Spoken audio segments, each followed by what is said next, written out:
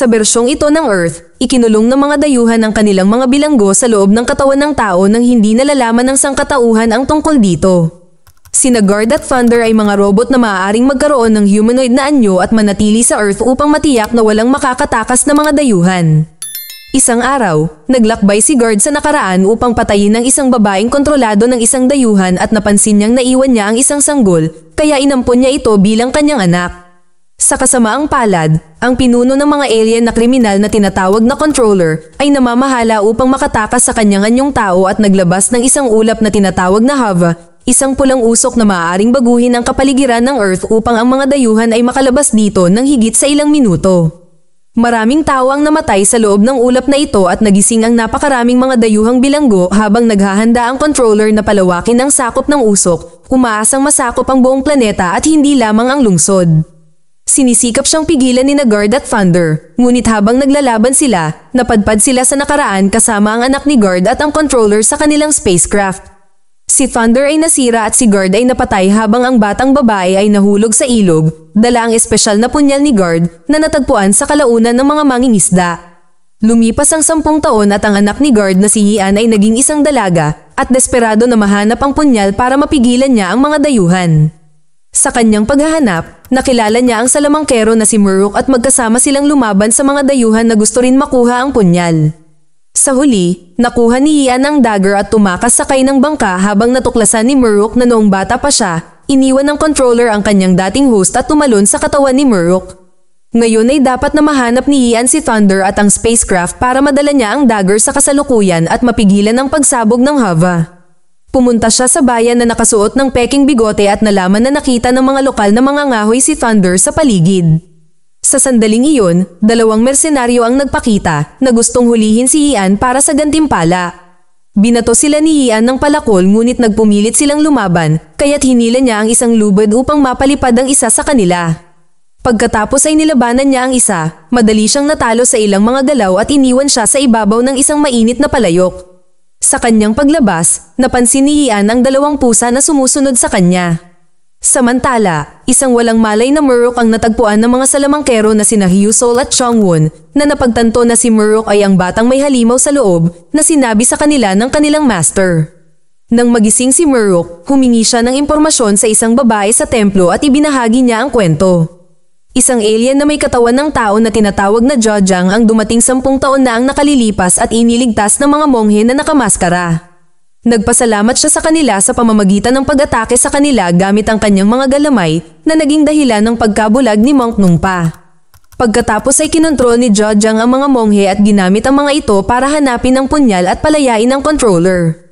Samantala, sa bayan, ipinakikita ni Nungpa ang kanyang mga kasanayan sa espada sa pamamagitan ng paggawa ng ilang mga tricks sa isang merchant upang makaakit ng mga kliyente. Sinubukan siyang atakihin ng isang lalaki sa karamihan sa pag-aakalang madali lang talunin ng isang bulag, ngunit nagkamali siya at mabilis siyang natalo ni Nungpa. Sa sandaling iyon ay dumating ang mga mersenaryo at sinabi sa kanya na hawak ni Ian ang mahiwagang punyal na gustong makuha ni Nungpa para maayos ang kanyang mga mata. Bumalik kay Murok, nagpasya siyang kakailanganin niya ang punyal para maalis din ang kanyang panloob na halimaw. Malapit na siyang matagpuan ni Hyusol at Chongwon na tinitignan ng kanyang chi at ibinalik sa kanya ang kanyang mahiwagang pamaypay. Kapag hindi nila sinasadyang iwagayway ito, nag-transform ang mga pusa na sumusunod kay Ian. Ito pala ang mga warrior catmen ni Murok na sumusunod kay Ian para kunin ang punyal. Napansin nilang papalapit na ang mga mersenaryo kaya nagsimula silang tumakbo palayo, mabilis na umakyat sa bubong para magtago. Kasabay nito, hinawakan ni Hyusol si Murok, binanggit ang halimaw sa loob niya. Nagsimulang makaramdam ng kakaiba si Murok at biglang nakita ni Hyusol ang kanyang braso na nakapilipit, ngunit hindi niya ito mabitawan dahil inuubos ng nakatagong halimaw ang kanyang enerhiya. Itinulak ni Chongwon si Murok pabalik gamit ang mahika upang palayain siya, at ang katawan ni Murok ay nagsimulang gumalaw ng mag-isa, gamit ang pamaypay upang lumikha ng mahika ng hangin na sumisira sa ilang mga food stand. Sumusigaw si Murok habang tumatalo ng kanyang katawan sa buong lugar kaya nagsimulang gumamit ng musika ang 2 salamangkero para kontrolin siya. Pinasayaw nila si Murok at pagkatapos ay itinapon siya sa ilog na nagpatumba sa kanya. Ilang sandali pa, muling nagising si Murok na nakatali sa templo habang natutulog ang 2 mage. Nakontrol na naman niya ang kanyang katawan, kaya kinuha niya ang kanyang pamaypay at gumamit ng mahika ng hangin para makalabas sa templo. Sa gabi, naghanda si Ian ng isang silid sa isang inn bilang isang bitag at nagtago sa bubong gamit ang baril na dinala niya mula sa hinaharap. Nahanap pa rin siya ni Zhejiang at mabilis na nagpaputok si Ian, ngunit si Zhejiang ay tumakas at hinayaan ng iba pang mga monghe na habulin siya. Tumakbo siya sa gusali at nakapagtago sa isang silid kung saan nakita niya si Nongpa na dumating na handang lumaban. Isang monghe ang sumusubok na bumaril ng mga arrow sa kanya ngunit madaling naibalik ni Nongpa ang mga ito pabalik sa kanya. Pagkatapos ay sinimulan niyang labanan ng iba pang mga monghe, pinabagsak silang lahat sa loob ng ilang segundo sa pamamagitan ng paggamit ng mabibilis na galaw at malalakas na pamamaraan ng hangin. Pagkatapos, naghagis siya ng espada sa bintana, kaya iniwasan ito ni Ian at sinubukang ibalik ito para lamang matumba siya ng shockwave. Agad siyang hinuli ni Nongpa at kinuha ang punyal, ipinahayag na nakita niya ito noon nang dumating si guard sa nakaraan upang talunin ng isang dayuhan at kinuha ang sanggol na si Ian. Habang sinusubukan ni Nongpa na tanungin si Ian, gumamit si Murok ng invisibility cloak upang makapasok sa silid at kunin ang punyal. Narinig siya ni Nongpa at sinimulan siyang salakayin, sinisira ang karamihan sa silid. Tumakbo si Ian palabas bago pa man madaig si Murok at itinapon palabas ng gusali. Nang harapin ng mga mersenaryo si Murok, ibinunyag ni Ian na kinuha niya ang invisibility na balabal at tinakpan si Murok nito para makatakas sila ng ligtas. Sinubukan ni Nongpa na sundan sila batay sa ingay, ngunit nagpakita ang mga pusa na nagpapanggap na mga mangangalakal at gumawa ng sapat na ingay upang malito ang mga pandaman ni Nongpa. Isang flashback pagkatapos ay nagpapakita kay Gayul 2 araw bago lumitaw ang Hava na ulap. Siya ay ang apo ni Nongpa at pinananatiling ligtas ang kanyang heirloom sa isang bag. Habang nagmumuni-muni siya sa tabi ng ilog, napansin niyang nabigo ang mga pulis na mahuli ang isang kriminal na tinatawag na Go na bumangga sa kanya at sumuntok sa kanya. Agad namang gumanti si Gayul, pinabagsak ang lalaki sa ilang hakbang lang. Ilang sandali pa ay nagising si Go sa ospital at sinubukang salakayin ng doktor na pinisil ang kanyang nabali na leeg upang palayain siya. Pagkaalis ng doktor, isiniwalat ni Go na umatake lang siya para nakawin ang kanyang card na ginagamit niya para buksan ang kanyang mga posas. Kinabukasan, isang bagong grupo ng mga alien na kriminal ang ipinadala sa Earth at si Go ay isa sa maraming tao na napasukan ng alien sa kanyang katawan. Pagkatapos, hindi niya maalala ang nangyari, kaya sinigurado niyang makatakas bago dumating ang mga pulis. Pagdating ni Gayul sa ospital, napansin niya ang isang batang Ian na naglalakad na may dalang telepono at narinig niya si Guard at Thunder na nag-uusap tungkol kay Ian na nagre-record ng isang mahalagang bagay. Binanggit din nila ang kanyang pamangkin na si Minson, na kaklase ni Ian. Isang desperado na si Gayul ang nagmamadaling umuwi at natuklasan ang mga batang babae na nanonood ng video na itinago nila sa kanya. Hinintay sila ni Gayul na makatulog at tiningnan ang telepono ni Ian na nabigla nang makita niya ang mga dayuhan sa ospital. Kinabukasan, inilabas ng controller ang nakakalason na usok. Habang nataranta ang lahat sa bayan, umuwi si Gayul upang kunin ang pamana ni Nongpa pagkatapos ay tumakbo siya sa mga toldang itinayo ng pulisya sa paligid ng ulap ng Hava. Ipinakita niya sa kanila ang video ni Ian, ngunit sa tingin nila ito ay isang trick na edit lamang mula sa internet. Pagkatapos, nagmaneho siya papunta sa bahay ni Guard at nakita niya si Thunder na nakikipaglaban sa mga dayuhan.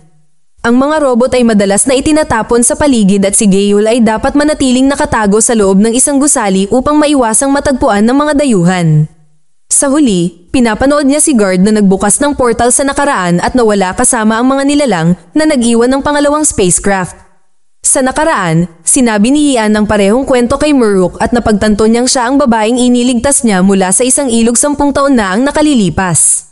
Ipinaliwanag ni Murok na pagkatapos niyang makilala si Ian, nakatagpo siya ng controller at nahimatay siya nang subukan lumipat ng alien sa kanya. Hindi na niya maalala ang iba pero may nararamdaman siya sa loob niya. Gayunpaman, tumanggi si Ian na patayin siya na sinasabi na kung nakaligtas siya bilang isang sanggol ay karapat-dapat siyang mabuhay ng matagal. Pagkatapos sabihin kay Murok na mag-ingat siya, umalis si Ian. Samantala, nakita ni Zhejiang at ng mga monghe ang spaceship ni Guard. Ilang sandali pa, napagtanto ni Murok na hindi niya sinabi kay Ian ang tungkol sa mga mangangahoy na nakakita kay Thunder. Sa sandaling iyon, isang grupo ng mga sundalo ang dumating sa bayan na naghahanap kay Ian at ininsulto ng 2 mersenaryo si Murok na agad silang itinapon sa isang pader. Pagkatapos ay sinimulang sundan ng mga pusa ang amoy ni Ian hanggang sa matagpuan nila itong natutulog sa isang bubong.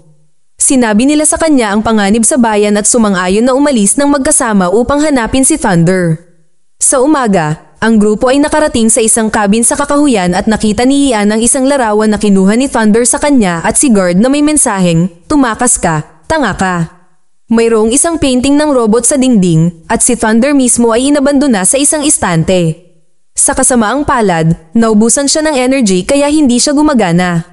Sa labas, bumalik ang mga mangangahoy at laking gulat nila nang makita ang mga pusa.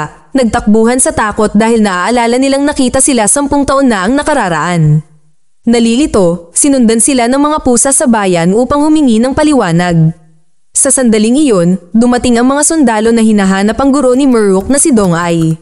Ang isang Catman ay agad na nagsimulang makipaglaban sa kanila at hindi nakita ang mamamana sa likod niya, kaya ang kanyang kapatid ay tumalon upang kumilos bilang isang kalasag. Pagkatapos ay umalis ang mga sundalo kasama si Dong-ai habang si Muruk ay dumating sa tamang oras upang makita ang nasugatan na Catman na nagkawatak-watak. Ang kanyang enerhiya ay umabot kay Thunder na nag-activate ng ilang segundo bago muling nawala. Kinagabihan, pumunta sina Chongwon at Hyo Sol sa templo kung saan nakakita sila ng isang grupo ng mga patay na sundalo at monghe. Sa likod, nakatagpo nila si Nungpa na nagpapaliwanag na ang lahat ay patay na nang dumating siya. Hindi nagtagal ay dumating din si Muruk at ang kanyang Catman at umakyat sa hagdan kung saan nakita nila si Dong-ai na may espada sa kanyang dibdib. Galit na galit, sinimulan ni Muruk ang paghahanap sa gusali habang ginagamit ni Dong-ai ang kanyang huling hininga upang sabihin sa Catman na ang parehong pusa ay lumabas kasabay ni Thunder 10 taon na ang nakalilipas. Sa basement, nakita ni Ian ang spaceship ni Guard at nagsimulang lumiwanag si Thunder. Biglang lumabas si Jojan sa pagtatago sa alien form nito at sinaksak ang natitirang Catman. Nagmamadaling pumasok si Muruk at hinagisan ng palakol ang nilalang, dahilan para tumakbo ito. Pagkatapos ay inatake ng dayuhan ang 2 salamangkero at si Ian na mabilis na nagpaputok. Inihagis din ni Nungpa ang kanyang espada at pinutol ang galamay ng nilalang upang pilitin itong pakawalan si Ian. Sa pagtama niya sa lupa, nahulog ang punyal mula sa kanyang bulsa at kinuha ito ng dayuhan bago tumakbo muli. Sinundan ito ni Nungpa upang labanan ito, ngunit halos hindi niya magamit ang kanyang espada bago siya itulak sa ibabang palapag. Sumunod na sinubukan ni Muruk na labanan din ang dayuhan, gayunpaman, hindi siya sapat na mabilis at sinaksak siya ng nilalang gamit ang punyal sa dibdib. Si Muruk ay nahulog dahil sa sakit at si Ian ay sumugod sa kanyang tabi upang kunin ang punyal. Ito ay nagpapagana ng isang mahalagang memorya, habang ang controller ay malapit nang tumalon sa katawan ni Muruk, si Guard ay lumitaw at itinulak ang controller sa tamang oras. Ang controller ay gumulong pababa sa burol at natagpuan si Ian, kaya ang dayuhan ay lumipat sa kanyang katawan sa halip. Kasabay nito ang pagkamatay ni Guard at lahat ng kapangyarihan niya ay nalipat sa katawan ni Muruk na siyang kakaibang nararamdaman niya sa loob. Dumapo si Thunder sa loob ng bahay ng mga mangangahoy, kung saan inis kanya ang mga mangangahoy at ang mga pusa para sa inspirasyon.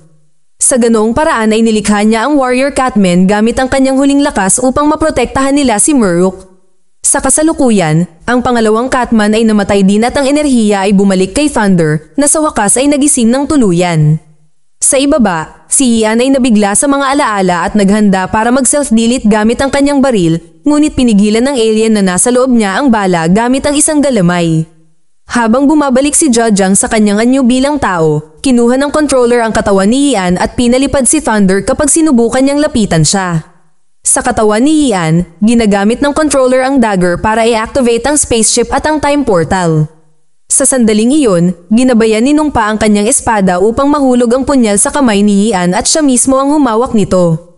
Agad siyang inatake ng controller gamit ang kanyang galamay at nahulog ang punyal, kaya tumakbo ang mga salamangkero upang kunin ito. Ngunit sinipsip din sila ng portal sa harap nila na nagdadala sa mga salamangkero, sa controller, at kay Jojang sa kasalukuyan. Lumitaw ang controller sa loob ng Hava Cloud at ang kanyang presensya ay naging sanhi ng paggising ng lahat ng alien sa loob ng mga tao. Gayunpaman, lumitaw si Jojang sa ospital. Samantala, si Gayul ay sumugod muli sa tolda ng pulisya upang bigyan sila ng babala tungkol sa panganib at mabilis siyang pinatumba ng mga pulis gamit ang isang taser at pinususan siya sa isang kotse ng pulisya. Di nagtagal, isang pangkat ng mga ahente ang pumasok sa ulap ng habang ngunit ang kanilang mga bala ay walang silbi laban sa isang grupo ng mga dayuhan na nagpabagsak sa kanila sa loob lamang ng ilang minuto. Nakikita ng kamera sa uniforme ng mga ahente ang mga dayuhan bago ito nawasak din. Samantala, ang dalawang mage kasama ang dagger ay nakarating sa loob ng isang gym. Sa sandaling iyon ng footage ng mga dayuhan ay lumabas sa balita at iniisip ng mga salamangkero na ang mga TV ang tunay na kalaban, kaya tumalon sila sa treadmill upang sirain ang mga screen. Mabilis na dumating ang mga pulis upang arestuhin sila at nang subukan ng mga salamangkero na kunin ang mga baril mula sa kanila, pinatumba sila ng mga pulis gamit ang isang taser. Ang parehong mga salamangkero ay itinapon sa parehong sinasakyan ni Gale, na nagising at nakita nilang mahiwagang tinanggal ang kanilang mga posas. Sa sandaling iyon, lumitaw si Go na parang baliw na nagmamaneho at natamaan ang sasakyan ng pulis na naging sanhi ng pagbangga nito sa isa pang sasakyan at nagsimulang gumulong. Dumapo ito sa ibabaw ng isang takip ng vent at nahulog si Hyusol dito, pinadala siya sa isang tubo at sa isang lagusan. Kinuha ni Gale ang mga susi ng posas mula sa walang malay na driver at pinalaya ang sarili. Pagkatapos ay kinuha niya ang baril at pinaputokan si Go na umiwas sa mga putok at sinundan sila. Pagkatapos ay nahulog din sina Gale at Chongwon sa vent at muling nakasama si Hyusol upang magsimulang tumakbo habang si Go ay dumapo din sa lagusan. Makalipas ang ilang minuto ay umakyat sila sa hagdan para lumabas at binanggit ng mga salamangkero si Ian, dahilan upang ikonekta sila ni Gale sa kaibigan ng kanyang pamangkin. Di nagtagal, nahanap sila ni Go at hinampas si Gale gamit ang kanyang galamay para mapatomba siya habang nagtatago ang mga salamangkero sa loob ng tren. Dumating si Ian na hinahanap ang punyal, kaya maingat na nagtago si Gale. Sa sandaling iyon si Gale ay nakatanggap ng tawag mula kay Minson na pumunta sa tahanan ni Ian upang hanapin ang kanyang kaibigan at nakita ang spaceship. Dumating si Jojang para kunin din ang spaceship kaya kailangang magtago si Minson. Sa nakaraan, nagising si Thunder at ginising din si Murok. Pagkatapos ipaliwanag na siya ang Catman, ginamit ni Thunder ang kanyang kapangyarihan upang i-activate ang enerhiya ni Guard sa loob ni Murok na nagpapahintulot sa kanya na ipatawag ang espesyal na armor. Hindi alam ni Murok kung paano gamitin ito at sinira ang templo sa proseso. Napansin ni Nung Pa sa malapit na nahiwa ng mahiwagang punyal ang kamay niya nang hawakan niya ito at ngayon ay nakakakita na siya. Biglang nawala ang sandata ni Murok at napagpasyahan ni Thunder na ang kapangyarihan ay hindi matatag, ibig sabihin ay may natitirang enerhiya na nakikialam sa silid. Nakahanap siya ng sapat na bakas nito para magbukas ng portal, kaya ipinatawag niya ang spaceship sa basement at ginawa itong kotse para makapaglakbay din sila ni Murok sa kasalukuyan. Pagdating nila, namangha si Murok sa lahat ng bagay sa lungsod at kailangang ipaliwanag ni Thunder kung ano ang taxi. Nakikita pa rin nila ang ilang enerhiya sa kalangitan, ibig sabihin, magkaugnay ang dalawang yugto. Pagkatapos ay ginawang spaceship muli ni Thunder ang sasakyan para makalipad sila para hanapin ang punyal. Samantala, nakatakas si Gale at kinuha ang pamana sa kanya ng ninuno nila. Kasabay nito, ang tren na may mga salamangkero ay umaalis, kaya sinubukan nilang buksan ang pinto para lamang matakot sa bilis nito. Hindi nagtagal ay naabutan sila ng controller at sinimulan silang habulin habang sinisira niya ang tren gamit ang kanyang mga galamay. Ang mga salamangkero ay sumusubok na lumaban gamit ang ilang mga lumang kasangkapan mula sa tren at kahit na maglambitin sa gilid, sinusubukang ihulog ang controller.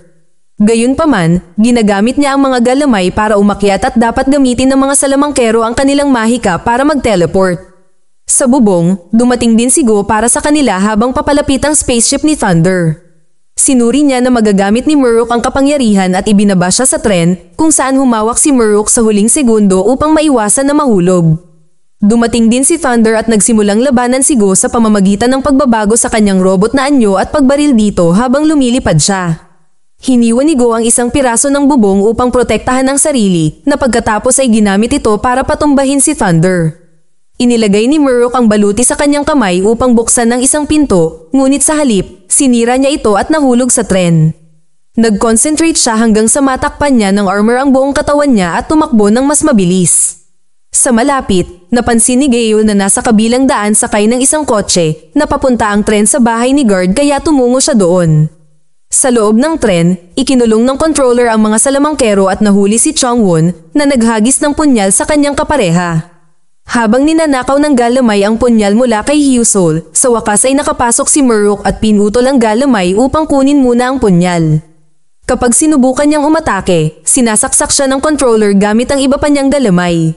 Sinimulan ni Murok na banggitin ang mga bagay na itinuro ni Ian sa kanya at nang kunin ng controller ang punyal mula sa kanya, hinawakan niya ang kamay ni Ian at inilipat ang kapangyarihan ni Guard bago nawalan ng malay.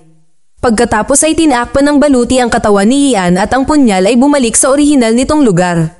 Ang armor ay mayroon ding device sa kamay na nag-a-activate at nagsisimulang kunin ang controller mula sa katawan ni Ian. Biglang tumalon si Go sa tren at hinawakan ng nakabaluti na kamay gamit ang kanyang galamay para lamang atakihin ni Thunder.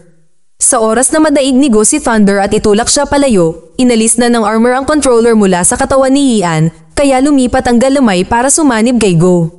Bumalik na sa sarili si Ian at kasabay ng paglabas ng controller ng maraming kapangyarihan upang bumangga ang tren sa bahay ni Guard na nagpabagsak sa isang grupo ng mga gusali. Habang lumilipad ang mga salamangkero dahil sa pagsabog, lumabas si Thunder mula sa mga labi na may nakatusok na tubo sa kanyang katawan at napagtantong may 6 na minuto na lang sila bago ang pagsabog. Nang lumabas si Jojang, ginamit niya ang kanyang alien body para simulan ang pakikipaglaban kay Thunder habang ang controller ay lumilitaw din sa kanyang tunay na anyo. Nahanap niya si Ian sa lupa at nahuli siya gamit ang kanyang mga galamay, ngunit sa sandaling iyon ay dumating si Gale at ibinangga ang kanyang sasakyan sa kanya na naging dahilan upang siya ay bumangga sa isang gusali at nawasak ang higit pang mga istruktura. Nahulog ang magic sword ni Nung Pa mula sa pamanang bag ni Gale at hinampas ito ng mga salamangkero sa controller habang sinusubukan niyang tumayo. Pagkatapos ang espada ay napunta sa kamay ni Gale na nagpahayag na si Nung Pa ay nag-iwan ng isang liham para sa kanyang mga apo na nagpapaliwanag na ang ilang mga tao mula sa nakaraan ay darating sa hinaharap balang araw. Kasama ang espada, iniwan niya sa kanila ang mahiwagang pamaypay ni Murok at ang mga sandata ng mga salamangkero na agad na kinuha nila upang muli nilang magamit ang kanilang mahika. Si Murok ay mahina sa lupa, ngunit sa sandaling makita niya ang kanyang pamaypay, ginabayan niya ito upang simulan ang pag-atake kay Jojang. Matapos ibagsak ang alien, ibinaba ng mahiwagang pamaypay ang isang espada para kay Murok. Pagkatapos ay ginamit ng mga salamangkero ang kanilang mga kapangyarihan sa musika upang matulungan sina Ian at Murok na mabawi ang kanilang enerhiya. Ang lahat ng mga tao ay nagtutulungan upang lumaban at nakikita ni Thunder na tumataas ang kanilang mga pagkakataong manalo. Hinawakan ni Ian ang dagger at nagsimulang tumakbo patungo sa spaceship habang ang iba ay nakikipaglaban sa mga dayuhan upang mapanatili siyang ligtas. Ginagamit ni Murok at Gale ang kanilang mga espada habang ang mga salamangkero ay gumagamit ng mga spells tulad ng isang higanteng kamay at mga mahiwagang clone. Ang lahat ng labanang ito ay patuloy na sumisira sa mga gusali at naabot pa rin ng collector si Ian, nahuli siya at si Murok sa parehong oras. Lumapit si Thunder para putulin ng isang galamay at maaaring tumakbo muli si Ian. Inihagis ni Gale ang kanyang espada at pinalaki ito ni Hyusol, sinaksak si Jojang upang tuluyan siyang tapusin. Nagawang makalapit ni Ian ng sapat sa sasakyang pangkalawakan at inihagis ang punyal habang tumatalon siya, kaya sinubukan ng controller na abutin ito gamit ang kanyang galamay. Gayunpaman, nakabawi si Murok sa tulong ni Thunder at pinutol ang controller sa dalawa. Sa sandaling iyon ang punyal ay tumama sa sasakyang pangkalawakan at sinira ang sasakyang pangkalawakan kasama ang lahat ng hava sa loob. Ito ay nagiging sanhi ng mga dayuhan na hindi nagawang makapagtago sa loob ng katawan ng tao upang magsimulang matunaw. Ang isang bahagi ng controller ay namamahala upang makatakas at sinubukang maabot si Minson, kaya gumamit si Murok ng mahika upang ihagis ang isang kotse upang buksan ang pinto, pagkatapos ay tumalon siya upang masaksak sa halip na ang babae. Bago makapasok ang controller kay Murok, pumasok si Ian at ginamit ang armor para sipsipin ang alien na ginawa siyang maliit na pulang kristal. Habang nagsisimulang mag-crack ang kristal, kinuha ito ni Thunder at ipinaliwanag na susubukan ng controller na tumakas muli kaya dadalhin niya ang kristal sa outer space para pasabugin ito. Papatayin din nito si Thunder, kaya nagpaalam siya kay Ian at nag-transform pa siya bilang Catman para kay Murok sa huling pagkakataon. Habang umaalis si Thunder sakay ng spaceship, ina-activate niya ang portal ng oras na sumisip-sip sa mga salamangkero at kay Murok para ibalik sila sa nakaraan bago makapagpaalam si Ian sa kanila. Sa huling eksena, sa downtown, ang ulap ng Hava ay tumataas sa kalangitan upang sundan ang sasakyang pangkalawakan. Sa nakaraan, hindi mapigilan ni Murok na isipin si Ian. Bigla niyang naalala ang ipinaliwanag ni Thunder tungkol sa hindi matatag na enerhiya at nagawa niyang buhayin itong muli. Agad siyang bumalik sa kasalukuyan at tumawag ng taxi para hanapin ang kanyang minamahal. Mag-subscribe para sa higit pang mga video na tulad nito. i-on ang notification, at mag-iwan ng like para matulungan ang aming channel. Salamat sa panunood.